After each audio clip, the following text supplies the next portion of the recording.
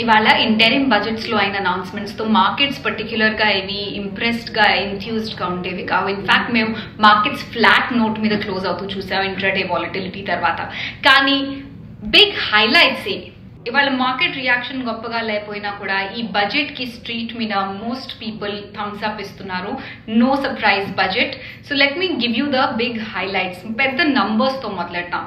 Nominal GDP growth ఏమో వాళ్ళు FY25 కోసం 10.5% ఎక్స్పెక్ట్ చేస్తున్నారు. డైవెస్ట్మెంట్ టార్గెట్ ఏమో ఎక్స్పెక్టేషన్ కన్నా ఎక్కువగా వచ్చింది, 50,000 కోట్ల రూపాయలు ఫర్ FY25. సో దాని తర్వాత మేము IDBI bank, conquer, shipping Corp ఇలాంటి డైవెస్ట్మెంట్ క్యాండిడేట్స్ ని బాగా ర్యాలీ అవుతూ చూసాం. ఫిజికల్ డెఫిసిట్ FY25 కోసం 5.1% టార్గెట్ చేస్తున్నారు. FY24 కోసం ఫిజికల్ డెఫిసిట్ టార్గెట్ ఏమో 5.8% ఆఫ్ జీడిపి ఉంటుంది. ఇన్ఫాక్ట్ గవర్నమెంట్ ఫిజికల్ డెఫిసిట్ ని 4.5% లెవెల్స్ కి FY26 వరకు తెస్తామని టార్గెట్ చేస్తోంది.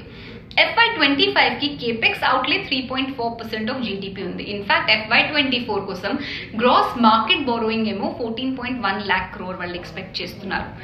ఈ అనౌన్స్మెంట్ తర్వాత పబ్లిక్ సెక్టర్ బ్యాంక్స్ లో మేము చాలా స్ట్రాంగ్ బయింగ్ చూసాము. ఎందుకంటే ఈ బోరోయింగ్ ప్రోగ్రామ్ ఇనిషియల్ ఎక్స్పెక్టేషన్స్ కన్నా తక్కువగా ఉంది. అండ్ అఫ్ కోర్స్ మేము బాండ్ డీల్స్ లో కూడా డిక్రీజ్ చూసాం. దీంతో బాగా బాయింగ్ అయింది PSU బ్యాంక్స్ లో స్పెషలీ. కామన్ మ్యాన్ కోసం ఏంటున్నాయి అనౌన్స్మెంట్స్? ప్రీ FY10 కి డిస్ప్యూటెడ్ ట్యాక్స్ డిమాండ్స్ 25,000 రూపాయల వరకు అవన్నీ విత్డ్రా అయిపోయాయి. డైరెక్ట్ ఇండైరెక్ట్ ట్యాక్స్ లో కానీ ఏమీ చేంజెస్ లేవు. మిడిల్ క్లాస్ హౌసింగ్ కోసం కొత్త స్కీమ్స్ కూడా గవర్నమెంట్ లాంచ్ చేయబోతోందని ఫైనాన్స్ మినిస్టర్ చెప్పారు. Roof top solar scheme 1 crore people కి ఫ్రీ ఎలక్ట్రిసిటీ ఇవ్వడానికి కూడా లాంచ్ చేశారు. Middle classes and common man తప్ప బిగ్ విన్నర్స్ ఇవాళ అగ్రి సెగ్మెంట్ ఉండేది, టూరిజం, రెన్యూవబుల్ ఎనర్జీ వీటిల మీద ఫోకస్ ఉండేది.